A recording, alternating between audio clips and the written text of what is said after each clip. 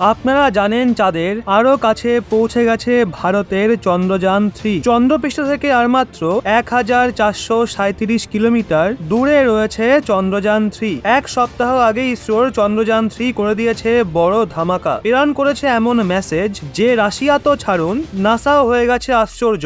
বিশ্বকে জ্বালানোর জন্য চন্দ্রযান-3 পাঠিয়েছে এমন এক সিক্রেট মেসেজ যেটা মুখ ফসকে বলে ফেলেছেন ইসরো চিফ। রাশিয়াতে পড়ে গেছে হইচই। বন্ধুরা, আমাদের চন্দ্রযান-3 চাঁদের দিকে দ্রুত গতিতে অগ্রসর হচ্ছে, কিন্তু এরই মধ্যে ইসরোর বিজ্ঞানীরা এমন এক আশ্চর্যজনক গেম খেলে দিয়েছে যে এখন সেটা শুধুমাত্র 1437 কিলোমিটার দূরত্বে পৌঁছে গেছে। এরই মধ্যে ইসরো সিক্রেটলি এমন কিছু প্ল্যান করেছে যে বিশ্বের স্পেস এজেন্সিগুলো আশ্চর্য হয়ে গেছে, এবং ইসরোর এই প্ল্যান এত স্ট্রং যে সেটা জেনেই আপনি আমাদের বিজ্ঞানীদের স্যালুট করবেন। বন্ধুরা, ভারতের বিজ্ঞানীদের নিয়ে যদি আপনি ভালো চিন্তা ভাবনা রাখেন তাহলে কমেন্ট করে অবশ্যই জানান যে আমাদের মিশনকে নিয়ে তাদের আর কি কি করা উচিত। ইসরোর এখন কি কি প্ল্যান রয়েছে আর তাদের কাছাকাছি গিয়ে চন্দ্রযান-3 ইসরোকে কেন বলেছে আমি কি এমনটা করব যা থেকে গোটা বিশ্বতে লেগে যাবে আগুন। বন্ধুরা, এটা মজা নয় বরং সত্য, কারণ ইসরো নিজেই এই তথ্যকে রিভিল করেছে। এর সাথে ইসরোর চিফ যে তাজা আপডেট দিয়েছে সেটা শুনে রাশিয়া এবং চীন থেকে শুরু করে নাসাও হতবাক হয়ে গেছে, কারণ এখন রাশিয়া বলছে আমাদের মহাকাশযানের সফলতার হার মাত্র 50%। ইসরোর চন্দ্রযান-3 100% সাকসেসফুল হবে, অর্থাৎ এখন আসল খেলা শুরু হয়ে গেছে। যেই বিষয়তে আমি এই ভিডিওতে আপনাদের বলতে চলেছি, বিশ্বাস করুন আপনি যেই দেশেরই হন না কেন, কথাটা শুনে আপনি আমাদের বিজ্ঞানীদের স্যালুট করবেন। সবার প্রথমে বলে রাখি ইসরো কি তাজা আপডেট দিয়েছে। বন্ধুরা, চন্দ্রযান-3 সফলতাপূর্বক চাঁদের তৃতীয় অরবিটে পৌঁছে গেছে, আর এখন এটা চাঁদ থেকে মিনিমাম 174 কিলোমিটার এবং ম্যাক্সিমাম 1437 কিলোমিটারের অরবিটে ঘুরছে। বন্ধুরা, চন্দ্রযান-3 এখন তার টার্গেটের তুলনায় অনেক আগে অগ্রসর হচ্ছে। যদিও এই কথা ইসরো প্রকাশ্যে আনেনি, কিন্তু সত্য তো এটাই, যখন রাশিয়া কম্পিটিশনে নেমেই পড়েছে তখন তাকে মাত দেওয়ার জন্য ইসরো কোমর বেঁধে নেমে পড়েছে। 23 আগস্ট ল্যান্ডিং করার যে ডেট ইসরো দিয়েছে তার এক সপ্তাহ আগেই বড় খেলা হতে পারে, কারণ যে মিশন কমপ্লিট করার কথা ছিল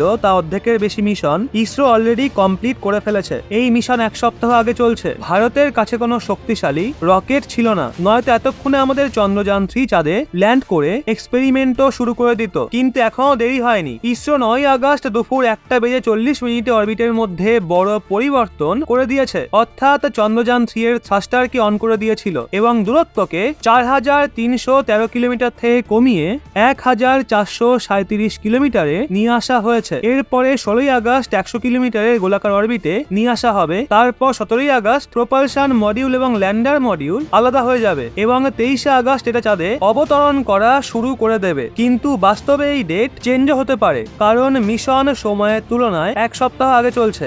বন্ধুরা, ইসরো এমন জিনিয়াস মাইন্ড লাগিয়েছে যে মহাকাশ যান অনেক জ্বালানি বাঁচিয়ে নিয়েছে, এর সাথেই অনেক টাইমও বাঁচিয়েছে, যেটা শেষ সময় অনেক কাজে আসবে। বন্ধুরা, আপনাদের বলে রাখি ইসরো একসাথে দুটো বড় প্ল্যানে কাজ করা শুরু করে দিয়েছে। এক তো 10 মিনিটের প্ল্যান এবং দ্বিতীয় রাশিয়াকে মাত দেওয়ার প্ল্যান। ভারত সরাসরি রাশিয়ার সঙ্গে কম্পিটিশনে নেমে পড়েছে। রাশিয়া তার মহাকাশযান পাঠিয়ে কম্পিটিশন করতে উৎসাহী, এজন্য ইসরো পেছনে নেই। ইসরো কি 23 আগস্টের আগেই একে ল্যান্ড করিয়ে দেবে? কারণ ইসরো ল্যান্ডিং টেকনোলজিকে নিয়ে বলা হচ্ছে এটা রাশিয়ার থেকে অনেক উন্নত, এআই দ্বারা পরিপূর্ণ, এছাড়াও আরো অন্যান্য টেকনোলজিও কাজ করছে। রাশিয়া এর আগেও তার ল্যান্ডার চাঁদে নামিয়েছে, কিন্তু এখন সেই টেকনিক পুরনো হয়ে গেছে। আর অন্যদিকে ইসরোর টেকনিক অনেক অ্যাডভান্স। ইসরোর কাছে এখন নতুন যুগের ল্যান্ডার মজুত রয়েছে, অর্থাৎ এর মানে হলো ইসরো এখন ডাইরেক্ট রাশিয়ার সাথে কম্পিটিশন করতে পারবে। বড় কথা হলো এবার নাসাও সাপোর্টে রয়েছে, এছাড়াও ইউরোপের স্পেস এজেন্সিগুলো অনবরত ট্র্যাকিং এ সাপোর্ট দিচ্ছে। বন্ধুরা, এরই মাঝে স্বয়ং চন্দ্রযান-3 ইসরোকে মেসেজ পাঠিয়ে বিশ্বতে আগুন লাগিয়ে দিয়েছে। এর সাথে ইসরো চিফ এমন কিছু বলেছে যা শুনে আরো হইচই পড়ে গেছে। বন্ধুরা, এটাই হলো ইসরোর 10 মিনিটের প্ল্যান, যেটা চন্দ্রযান-3 এর সফলতার গ্যারান্টি দিতে চলেছে। কিন্তু তার আগে আপনি জেনে নিন চন্দ্রযান-3 নিজে কি বলেছে ভারতের বিজ্ঞানীদের, যেটা শুনে আপনিও আশ্চর্য হতে পারেন। আর এই কথা তো মনে হয় রাশিয়াকে জ্বালানোর কাজ করবে। চন্দ্রযান-3 আমাদের ইসরোর বিজ্ঞানীদের জিজ্ঞাসা করেছে আমি এসে গেছি এখন চাঁদের অরবিটে, ফটো কি পাঠাবো? বন্ধুরা, চন্দ্রযান-3 ইসরোকে এই প্রশ্ন জিজ্ঞাসা করেছে, যেখানে চন্দ্রযান-3 বলেছে পৃথিবীবাসী আমি এখন চাঁদের কক্ষপথে রয়েছি, ইসরো আপনি কি দয়া করে আমাকে কিছু ফটো পাঠানোর অনুমতি দেবেন, যাতে যাতে আমি তাদেরকে জ্বালাতে সক্ষম হই। এখন বন্ধুরা চন্দ্রযান 3 চাঁদের ফটোর মাধ্যমে কাকে জ্বালাতে চাইছে তা তো আপনি নিজেই বুঝতে পারছেন, কারণ এখন রাশিয়া 47 বছর পরে তাদের মুন মিশনকে লঞ্চ করছে, তাও আবার ভারতের সাথে কম্পিটিশন করে। আর বন্ধুরা চন্দ্রযান 3 এর এই মেসেজও রাশিয়ার ঘোষণার পরেই এসছে, অর্থাৎ ইসরো এখন টক্কর নেওয়ার মুডে রয়েছে। আর এই নিয়ে ইসরো তার প্ল্যানকে রিভিল করে দিয়েছে।